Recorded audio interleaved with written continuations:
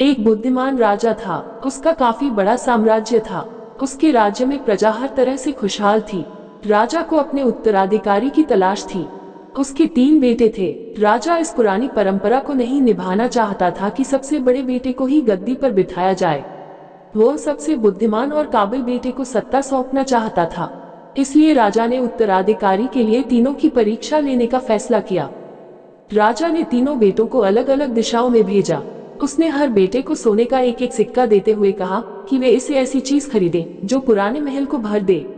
पहले बेटे ने सोचा कि पिता तो सठिया चुके हैं, इस थोड़े से पैसे से इस महल को किसी चीज से कैसे भरा जा सकता है। इसलिए वह एक मैखाने में गया, शराब पी और सारा पैसा खर्च डाला। राजा के दूसरे बेटे ने इससे भी आगे सोचा।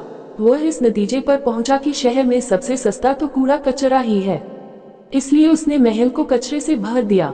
तीसरे बेटे ने 2 दिन तक इस पर चिंतन मनन किया कि महल को सिर्फ एक सिक्के से कैसे भरा जा सकता है। वह वाकई कुछ ऐसा करना चाहता था जिससे पिता की उम्मीद पूरी होती हो। उसने मोमबत्तियां और लोबान की बत्तियां खरीदी और फिर पूरे महल को रोशनी और सुगंध से भर दिया। इस तीसरे बेटे की बुद्धिमानी से खुश होकर राजा ने उसे अपना उत्तराधिकारी बनाया।